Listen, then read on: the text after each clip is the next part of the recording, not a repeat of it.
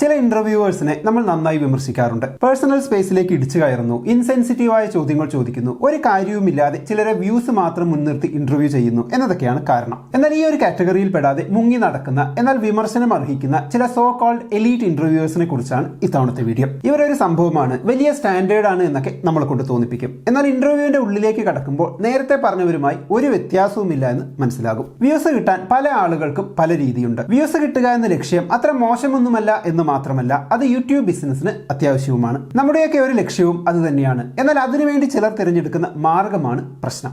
தேசிய விருதுல அதிருப்தி இருப்பதா வைரமுத்து அவர்கள் தெரிவிச்சிருக்காங்க. குறிப்பா அயோத்தி, ஆடு ஜீவிதம் போன்ற படம்லாம் தேசிய விருதுல இடம்பெறல அப்படின்னு சொல்லி. எனக்கு வைரமுத்து பத்தி என்ன கேட்டுதான் ஆகணுமா? உங்களுக்கு உலகத்துல வேற யாருமே இல்லையா? வைரமுத்துவை தான் கேட்கணுமா?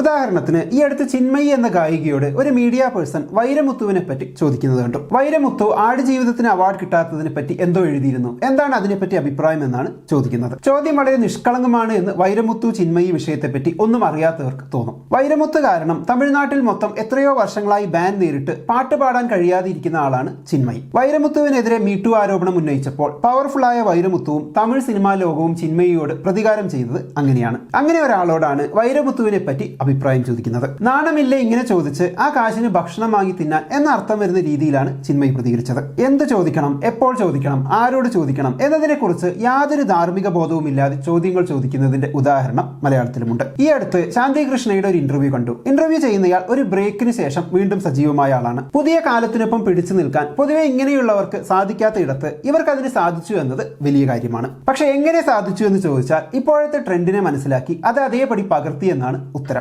ഇൻസെൻസിറ്റീവായ ചോദ്യങ്ങൾ ചോദിക്കുക എന്നതാണ് ആ ട്രെൻഡ്. വളരെ ഹാപ്പിയായി എനർജറ്റിക് ആയി ഇന്റർവ്യൂവിന് ഇരിക്കുന്ന ശാന്തി കൃഷ്ണയോട് അതിന്റെ ഇടയ്ക്ക് വളരെ സന്തോഷത്തോടെ ചിരിച്ചുകൊണ്ട് ഇന്റർവ്യൂ ചെയ്യുന്നയാൾ ചോദിക്കുന്ന ഒരു ചോദ്യം അവരുടെ മകളുടെ മരണത്തെക്കുറിച്ചാണ്. ആദ്യ കൺമണിയുടെ വിട പറയൽ ഇന്നും ലൈഫിലെ എല്ലാ സന്തോഷങ്ങൾക്കും തിരശീല വീഴ്ത്തുന്ന ഒന്നാണ് എന്നൊരു സ്റ്റേറ്റ്മെന്റ് ഇന്റർവ്യൂ ചെയ്യുന്നയാൾ ചിരിച്ചുകൊണ്ട് പറയുകയാണ്. അത് ശരിയല്ലേ എന്ന് ശാന്തി കൃഷ്ണ പറയണം. ഇത്രയും ഇൻസെൻസിറ്റീവായി കാര്യങ്ങളെ നോക്കിക്കാണാൻ പഠിച്ചത് കൊണ്ടാവണം അവരിപ്പോഴും ഇന്റർവ്യൂ ചെയ്യാൻ യോഗ്യത ഉള്ളവരായി ട്രെൻഡിനൊപ്പം നിൽക്കുന്നത്. എന്തിനാണ് ഇപ്പോൾ അതിനെക്കുറിച്ച് സംസാരിക്കുന്നത് എന്ന് ശാന്തികൃഷ്ണ ചോദിക്കുന്നുണ്ട്. അത് വല്ലാതെ വേദനിപ്പിക്കുന്നുണ്ട് എന്നും കൂട്ടിച്ചേർക്കുമ്പോൾ സോറി എനിക്ക് അറിയില്ലായിരുന്നു എന്നാണ് ആങ്കർ പറയുന്നത്. ഇത്തരം ചോദ്യങ്ങൾ വിഷമിപ്പിക്കുന്ന ചോദ്യങ്ങളാണെന്ന് അറിയാതിരിക്കാൻ മാത്രം കുഞ്ഞുവാവയാണോ അവർ? എനിക്ക് ചോദ്യം വായിച്ച രീതിയൊക്കെ കണ്ടിട്ട് തോന്നിയത് അടുത്ത ചോദ്യം എന്താണ് എന്ന് പോലും നോക്കാതെ കയ്യിൽ കിട്ടിയ ചോദ്യം അതിന്റെ അർത്ഥം പോലും ഉൾക്കൊള്ളാതെ വായിച്ചു പോവുകയാണ് അവർ ചെയ്തത് എന്നാണ്. മുന്നിലിരിക്കുന്ന ആളെ മനസ്സിലാക്കുക, അവരോട് ചോദിക്കാൻ പോകുന്ന ചോദ്യങ്ങളെ കുറിച്ച് ഒരു ധാരണ ഉണ്ടായിരിക്കുക, ഇതൊക്കെ ഒരു ചോദ്യകർത്താവിന് വേണ്ട മിനിമം ക്വാളിറ്റി അല്ലേ? സംഭവം ശരിയാണ്. മുന്നിലിരിക്കുന്ന ആളോട് വളരെ നല്ലൊരു റാപ്പോ ഒക്കെ സൃഷ്ടിക്കാൻ ഈ ആങ്കർ ബെസ്റ്റ് ആണ്, അതിലൊന്നും ഒരു സംശയവുമില്ല.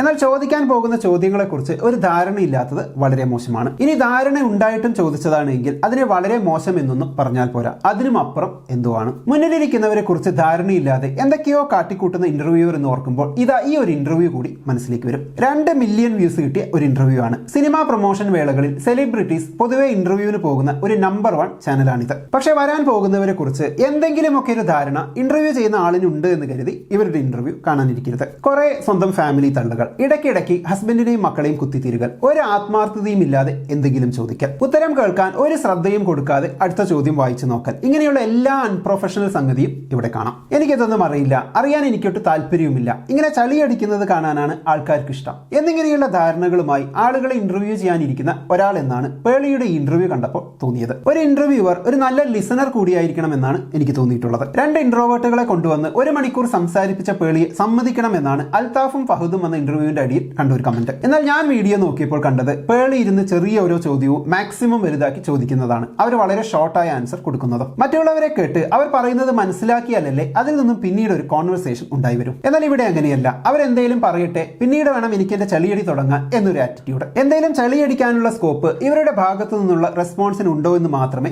പേളി നോക്കൂ.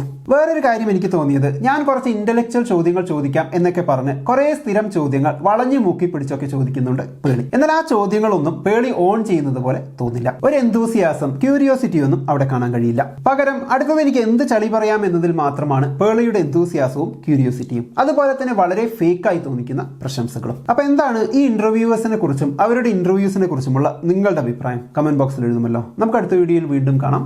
ബൈ.